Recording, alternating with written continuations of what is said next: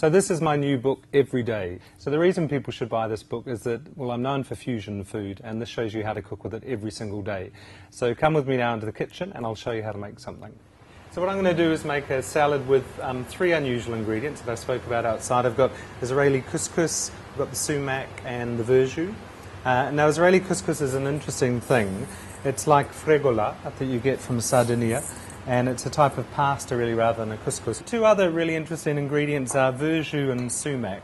And verge is an unfermented grape juice, and it's used in a way a bit more like lemon juice than vinegar. If you open the bottle, you have to keep it in the fridge or it will go off. In New Zealand, it's called verjuice, but in France, sort of where it originated, it's verjus, J-U-S. This is a Cabernet Sauvignon one, and this is a Riesling verjus. And then sumac is another ingredient that has become really fashionable, I have to say. A while ago, it would be hard to find it in New Zealand. It's a little red berry from a bush that grows in the Middle East. It's sour, and sourness is a flavouring that I suppose Western European cuisines don't really use. We use acidity like lemon juice, verjus, vinegar, but in the Middle East they use sour things. So there's tamarind, pomegranate, sumac. Get a pan nice and hot. Just put in a bit of oil. I like to use extra virgin olive oil when I'm cooking this particular thing. Tip your couscous in. So as you can see, it's quite grainy. And then what you want to do here is cook it until it goes nice and golden. So all you're doing here is toasting it. You could toast this in the oven. If we're doing a large function and say we're doing this for 100 people, to do it in a pan is quite painful. So we just lay it in baking trays, drizzle a bit of oil and roast it in the oven at about 180 degrees. So just thinly slice your onion. Now if ever you have the green bits in the middle, this is the shoot. The best thing to do is pull them out because they can be slightly bitter. And you'll find that this is just a particular time of the year when the onions are shooting. Okay. This is a new type of butter on the market from a New Zealand creamery.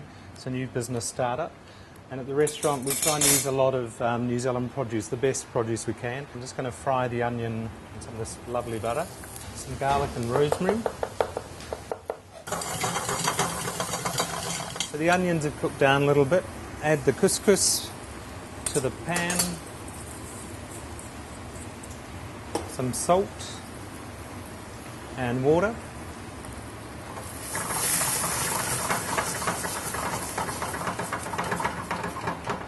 Okay, bring it to the boil, and then you cook it for about 6 minutes or so. Put the lid on and leave it to rest. I think a good recipe book is one that allows you to adapt things. So some of the herbs I don't quite have at hand, so I'm just going to add a few other things. So I'm just going to put in some spring onion, some tomatoes, and if I'm chopping a tomato, I have a particular way. I hate tomatoes chopped down this way because I find it's a bit odd. My tomato cutting of preference is this way, so you end up with the tomato looking a lot prettier. Okay, then I'm going to put in some pistachio nuts. Flat parsley is lovely. You can chop it or you can just pull the leaves off the stem. Nice big leafy thing. And what a lot of people don't realise is that a lot of ingredients that we think of as being from one nation often come from somewhere else. So it's very much a Middle Eastern inspired salad, this one. The only recipes you should follow exactly as written are pastry recipes, desserts and pastries, because eggs, you need a certain amount of egg to set a certain amount of flour on a cake, you need enough butter, but the rest of it, just make it up, honestly. You don't even need to buy the book. So the couscous is now cooled down, it's absorbed all the liquid. You can see it's all nice and swollen up, all that moisture's disappeared.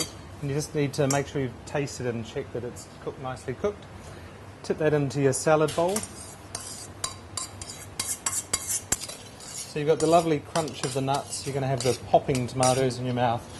The lovely rosemary that it was cooked in and the garlic adds a bit of character.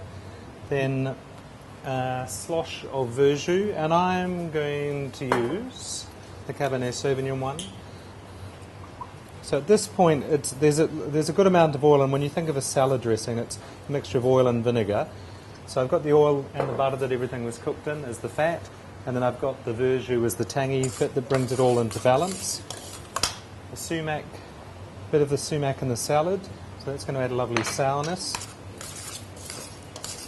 What's really lovely is something like some fried halloumi cheese or some mozzarella or ricotta or something on top.